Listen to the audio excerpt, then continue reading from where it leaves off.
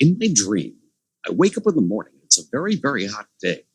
I'm in my pajamas and I walk outside, and the sidewalk is hotter than a feminist at a strip club.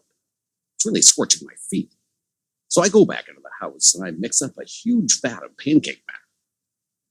Then I go back outside and I start pouring the batter onto the sidewalk. The pancakes I'm making were absolutely enormous. And people start coming out of their houses to watch, and they're cheering me on. Way to go, Rush Limbaugh. Those are some incredible hotcakes. The crowd's becoming huge, and everyone's going completely nuts, like I'm some kind of hero. And I'm thinking to myself, what the hell is the matter with these people? They're just pancakes. But I'm enjoying all the attention, so I keep pouring the batter. And suddenly, Donald Trump is there, and he's watching me make the pancakes. He's very nice, very supportive.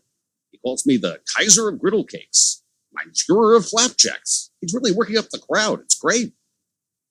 Then suddenly, Trump grabs the tub of batter out of my hand and says, "Back off, fatso. I'm going to make these pancakes great again."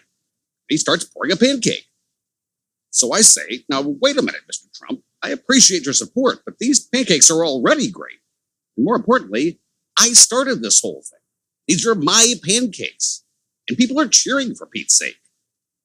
Trump says, "Of course they're cheering. I'm here." And then he pulls out a bullhorn and just talks over me. "You're making pancakes. I just made a Trump cake." Then he turns to the crowd and says, "Which is better, the Trump cake or Tubby the Deaf Guys?" And the crowd, they start chanting, "Trump, Trump, Trump." And then Trump starts rubbing my shoulders. And he says that for a husky guy, I seem to be in really good shape. And he asks me if I work out.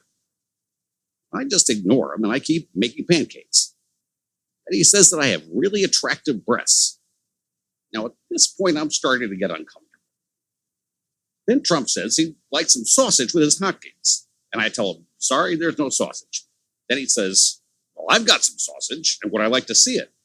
And the next thing I know, he's all over me like a hippie on a hash pipe. And I just lose it. "I'm sorry, Mr. Trump, but this is horsebucky. We're making breakfast for the United States of America." Trump is like a dolphin in heat. He's pulling at my pajama bottoms with one hand. He's trying to cup my buttocks with the other. So I just rear back and slap him with a giant flapjack right in the face.